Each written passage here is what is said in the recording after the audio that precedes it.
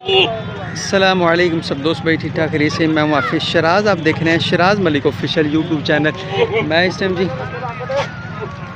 मंडी मनावा मंडी में मौजूद हूँ जी। खूबसूरत माशाल्लाह बकरे हैं जी इन भाई के पास, और लाइव जो भी चीज़ें इनके पास हैं दिखाएंगे। लाइव चीज़ें जो भी आई हुई हैं, आपने वीडियो को पूरा वाच करना है, लाइक करना है, हमारे चैनल को सब्सक्राइब बात भी करना है, सपोर्ट किया करें हमें। माशाल्लाह टोटल इनके पास काफ़ी जानवर हैं, खूबसूरत सारे जानवर हैं जी। मिलते हैं देखें जी भाई।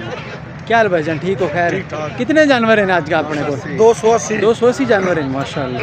ते घट तो घट कितने तो रेट है अपने को? 2.5 लाख रुपया। नहीं घट तो घट रेट दसना कितना है? 60,000 तो लाख 1 लाख 2 लाख तकरीबन हर वैरायटी के जानवर सारे वैरायटियाँ माशाल्लाह। जेड़ा कस्टमर आएगा इंशाल्लाह उन्हें देख के तोड़ांगे। सही हो गया जी। साडा इंशाल्लाह वादा हैगा कि हर वैरायटी के जानवर साडे कोल ने ते हर इंशाल्लाह पूरे इत्मीनान नाल कस्टमर ਨੂੰ ਅਸੀਂ ਦੇ ਕੇ ਭੇਜਾਂਗੇ।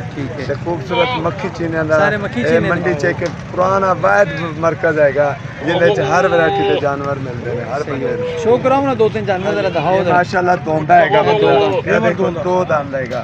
ਇਹਦੇ ਮੈਂ ਅਸੀਂ ਨਾ 80,000 ਰੁਪਏ ਰੇਟ ਮੰਗਦੇ ਆ। कितने पैसे मांग रहे हो? 80,000 रुपये। 80,000 रुपये? हाँ जी 80,000 रुपये। बड़ा मुनासिब रेट है जी, 80,000 रुपये। खूबसूरत माशाल्लाह। ਇਹਦਾ 1 लाख ਇਹਦੇ ਕਿੰਨੇ ਪੈਸੇ ਨੇ? पेवर दोंदा जे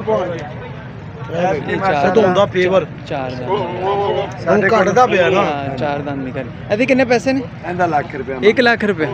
मुनासिब दसना रेट। मुनासिब साडा रेट फाइनल रेट है जी, थोड़ा कमी पेशी हो जाएगी। हो जाएगी, ठीक हो गया माशाल्लाह। देखें जी क्या बात है जी माशाल्लाह। चीज़ देखें जी, लाख रुपए क्या है जी। नाम की दसे जी अपना?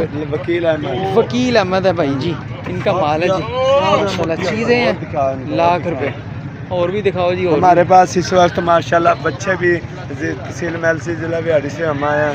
बच्चे भी हर वैरायटी के दस्तयाब। ठीक हो गया जी। ऐसे कितने पैसे ने दसना? मुँह की 85,000 दो दाम में जी 85,000 रुपये माशाल्लाह। रेट बड़ा मुनासिब है, वकील भाई का बड़ा रेट मुनासिब है। चीज़ें बड़ी क्वालिटी और मक्खी जिस जगह से भी आप पूछेंगे पक्की पिच के पास माशाल्लाह वकील भाई का दे रहा है।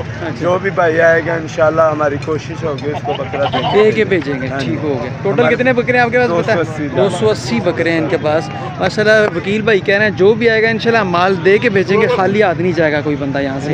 बड़ा मुनासिब रेट है, बड़ा ही मुनासिब रेट। अच्छा फड़ो 2-3 और फड़ो ना फड़ी जो। ये देखिए माशाल्लाह ये भी 2 दांत है। जरा सोने 2-3 जानवर बड़े कड्डो ना। ये चेक करें जी माशाल्लाह।